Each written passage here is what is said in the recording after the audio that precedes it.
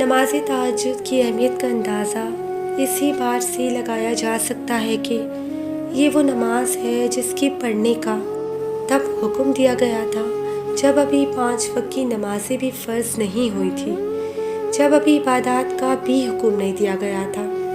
دین کی شروعات تھی، تیسری وحی تھی اور ابھی قرآن نازل ہونا شروع ہوا تھا۔ ابھی تو اسلام کا دائرہ بھی کافی چھوٹا تھا اور اللہ پاک حکم دے رہے ہیں آدھی رات کو قیام کرنے کا۔ کیوں دین کے آغاز میں ہی اللہ نے تہجد کا حکم دے دیا؟ کیوں رات کے وقت ہی قیام کا حکم دیا گیا؟ اس کی حکمت جاننے کے لیے ہمیں قرآن ہی کی طرف رجوع کرنا پڑے گا۔ علم لیں گے تب ہی تو حکمت سمجھنے کی آسانی ہوگی۔ تہجد کی نماز جسے قیام اللیل کہا جاتا ہے، تیسری وحی یعنی سورہ مزمل میں اللہ تعالیٰ حضور پاک صلی اللہ علیہ وسلم سے فرماتے ہیں، اے چادر میں لپٹنے والے، رات کو نماز میں کھڑے رہا کیجیے، آدھی رات یا اس سے کچھ کم کر لیجیے یا پھر اس سے کچھ زیادہ، اور قرآن کو خوب ٹھہر ٹھہر کے پڑھیے۔ ہم آپ پر عنقریب ایک باری کلام نازل کرنے والے ہیں۔ بے شک رات کا اٹھنا نفس پر قابو پانے اور قرآن ٹھیک پڑھنے کے لیے نہایت خوب ہے۔ یقیناً دن کے اوقات میں تو آپ کے لیے بڑی مصروفیات ہیں، اور ذکر کیجیے اپنے رب کے نام کا اور ہر طرف سے کٹ کر بس اسی کے ہو کر رہیے۔ اور رب ہے مشرق کا بھی اور مغرب کا بھی، اس کے سوا کوئی معبود نہیں، اسی کو بنا لیجیے اپنا کارساز۔ یہ وہ وقت ہے جب ابھی آپ نے لوگوں کے سامنے نبوت کا دعویٰ کیا ہی ہے اور چند ایک لوگ آپ کے ساتھ ہیں، وہ بھی ابھی خوف کی کیفیت میں ہیں۔ دین کا بالکل سٹارٹ ہے۔ حضور پاک صلی اللہ علیہ وسلم پر خود پہلی وحی کے بعد سے خوف و خشیت کی کیفیت طاری ہے، اور تب اللہ فرما رہے ہیں رات کو نماز کے لیے کھڑے ہو جائیں، نماز پڑھیں، آدھی رات یا پھر اس سے کم یا زیادہ، اس وقت جب پوری دنیا سو رہی ہوتی ہے۔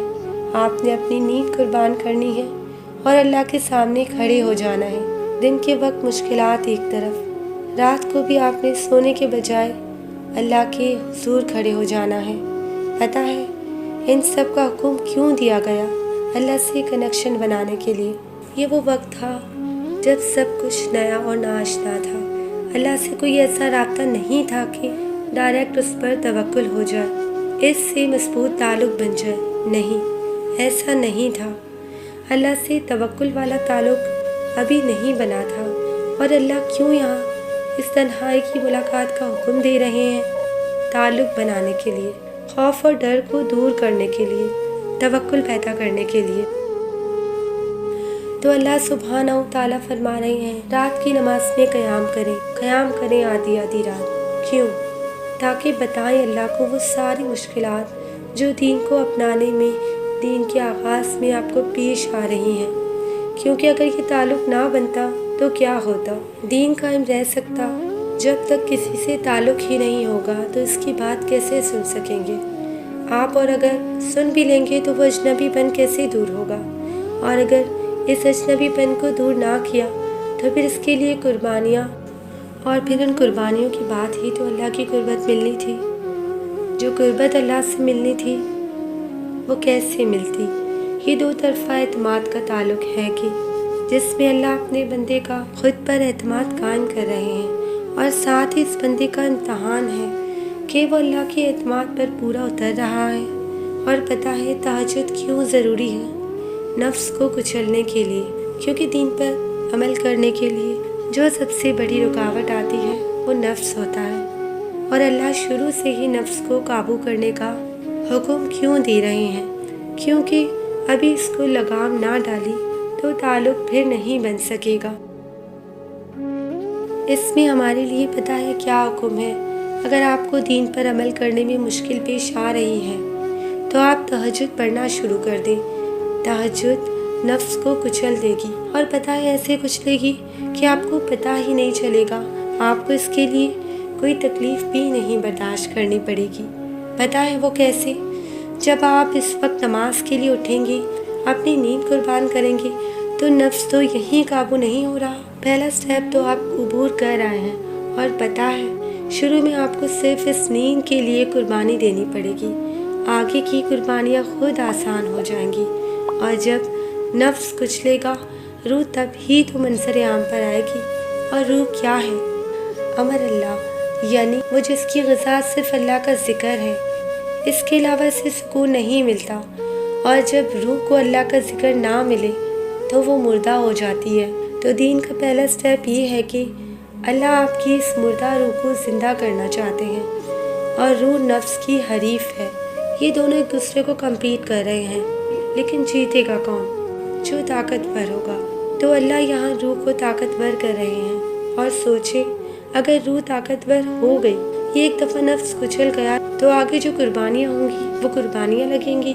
روح کو ہی جب وہ چاہیے جو اللہ چاہتا ہے، اور روح بھی پاورفل ہے، تو پھر جو رائے اللہ ہوتی ہیں وہ دنیا کو مشکل نظر آ رہی ہوتی ہیں، اور آپ کے لیے وہ بے حد آسان ہو جاتی ہیں، کیونکہ آپ اب دنیا سے الگ ہو گئے ہیں۔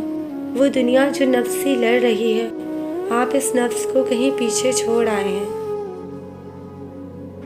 اب آپ کے لیے وہ باری کلام قرآن، جس کا اللہ نے آیت نمبر 5 میں ذکر کیا ہے، آسان ہو جائے گا۔ کیوں روح اب طاقتور ہو رہی ہے؟ کیونکہ روح کو تو چاہیے ہی اللہ کا ذکر اور قرآن، جس پر عمل کرنا بہت مشکل لگتا تھا، اب وہ قرآن بھی آہستہ آہستہ آپ کے لیے آسان ہوتا جائے گا۔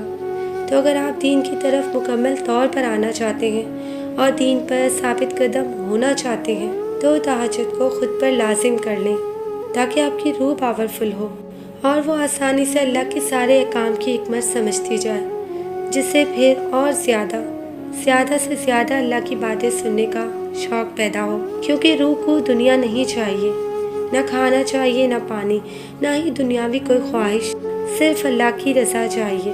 تو اگر اپنی روح کو ٹریننگ دینی ہے اور دین کا سٹارٹ بہترین طریقے سے کرنا ہے، تو آپ بھی تہجد کو اپنا لیں۔ سیدنا ابو ہریرہ رضی اللہ تعالیٰ عنہ کہتے ہیں، رسول اللہ صلی اللہ علیہ وسلم سے یہ سوال کیا گیا، فرض نمازوں کے بعد کون سی نماز سب سے زیادہ فضیلت والی ہے؟ تو آپ صلی اللہ علیہ وسلم نے فرمایا، رات کے آخری تہائی حصے میں نماز پڑھنا۔ تہجد کی نماز کا طریقہ۔ تہجد کی نماز پڑھنا کوئی مشکل نہیں، فرض نمازوں کی طرح ہی اسے بھی ادا کیا جاتا ہے۔ 2 رکعت کر کے یہ نماز پڑھی جاتی ہے۔ آپ اگر رات کو اٹھ کر صرف 2 رکعت نماز بھی تہجد کی نیت سے پڑھتے ہیں، تو آپ نے تہجد کی نماز ادا کر لی۔